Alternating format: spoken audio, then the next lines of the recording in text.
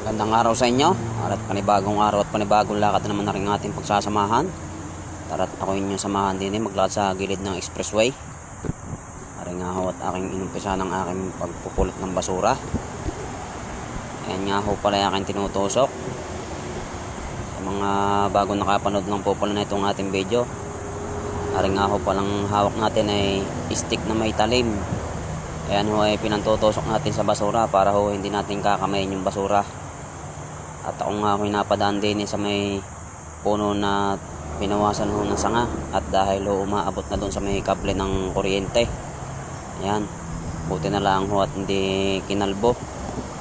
Dahil pagka kinalbo ho nila eh, mahirap ho sa atin pagka mainit ng panahon. Dahil tayo wala man lang masilungan. At ako'y nakakita na rin garne. Ari sa pintuan yata ho ng sasakyan. Ano gahong tawag din eh. Dini nga pala maraming garne. Iba-ibang klase ho. Nanggaling ho sa iba-ibang sasakyan. Siguro ho sa sobrang bilis ng takbo natatanggal ang pagkakadikit. Kaya ganyan, nalalaglag dyan. Pag minsan ho ay durog. Pag minsan naman ho ay mga buo pa. Kamukha nung ating nakita ngayon. Marami hong ganyan dyan. Aring nga ho, maya-maya ako nakakita na rin kahon. Ay aking sinilip kung anong laman. Dandahan ako nga inaanot. Baka kung anong laman na rin Nagulat nga ako sa laman at may nakita ko din ng sprocket ng motor.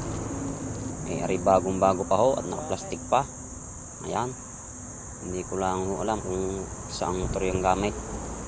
Sprocket ho yung nakalagay dyan, nakasulat. Pang motor. Ayan. Siguro puro ganyan ho ang laman yan. Ay may naiwan lang na isang piraso. At aking tinabi yung kahon. Ating kinuha yung sprocket at magagamit pa rin. Ay bagong bago pa ho. At tayo lumakad na uli. Aray nga ho tayo nakakalayo-layo pala ng kaunti. Ako may natanaw din eh. Aray kala ko yung cellphone. Paglapit ko jelly case lang pala ho na nakataob. Akala ko yung cellphone na buo. Ayan. Ayan yung ating sama na sa basura. At hindi naman natin yan magagamit. Natin akong pinagpatuloy uli rin ating pagtusok ng basura din eh. Yan. Tusok lang natin yung mga bote ng tubig na yan.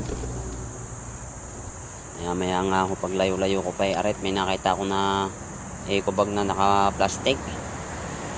Tinignan ko anong nga ho laman. Kala ko kung anong laman eh.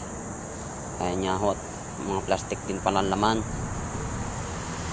Ayan o ay atin ilalagay sa sako. At nang maisama na sa basura. Yung mga gayan ho ay ating nilalagay sa sako at nang maitapon ho. Ari nga ho at pinagpatuloy na natin ang ating paglalakad at ang ating pamumulot. Atin ang tinusok-tusok rin mga nakikita natin basura din sa gilid. Ako nga po pala nagpapasalamat sa mga sumusuporta sa atin, sa ating mga followers dyan at sa mga bagong followers ko lang po.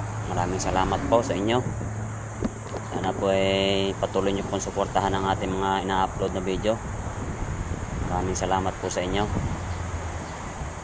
Ang nakaraang araw nga po pala yung isa nating kalakad na kasamahan natin dito sa trabaho ay naka-rescue po ng kalapate. Ari nga po yung kanyang kalapate na na-rescue. Yan.